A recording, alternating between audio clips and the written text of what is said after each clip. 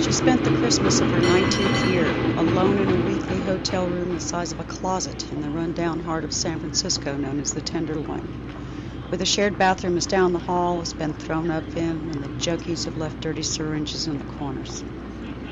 Early one foggy evening, just a few days before Christmas, she walked alone in a deep, self-pitying daze up Powell from Market Street, where the cable cars turn around on their endless circuit to Fisherman's Wharf and back, asking herself the age-old question, how the hell did I end up like this? She knew he no longer cared whether he ever saw her again or not. There had been no fight or goodbye. His interest had just faded away, and nothing she had tried to stop it had done any good.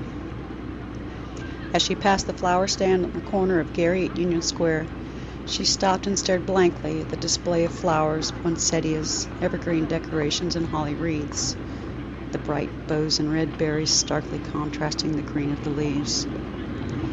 Christmas music from Macy's around the corner echoed back and forth off the tall buildings of the square, distorting and souring the harmony of bells, but it was still unmistakably jolly, and she realized then just how desperately miserable and truly alone she was. The feelings expressed in the music, on the faces of those around her, and represented in the holiday arrangements so pointedly contrasted her emotions, making her feel out of place and removed, as if she were in a dream. The whole of humanity was brushing past her with gifts in their arms and smiling faces on their way home to loved ones or holiday parties, while she stood there, hollow and invisible. There was no one in her world to buy gifts for or receive them from. Nothing to celebrate and no one to celebrate with. She took one last disconsolate look at the vendor's happy offerings and his smile of seasonal glee before turning away in despair. She had walked less than a half a block towards her tiny, empty hotel room, crossing Powell and Gary streets with her head down and heart aching, when on the sidewalk in front of the world-famous St. Francis Hotel, she felt a light touch on her arm. Still somewhere else in depression's detached daze, she turned to see a businessman in a suit, young and successful looking, with a briefcase in his hand and jacket draped over his arm. In his other hand, he held out a single long-stemmed red rose. He said with a sad half-smile, "You look like you needed this."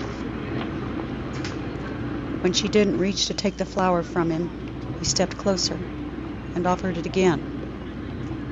Reflexively, she took it from his hand with an automatic thank you. He gave a slight tilt to his head, another compassionate half-smile, then turned and walked quickly away, disappearing in a moment into the crowd and mist.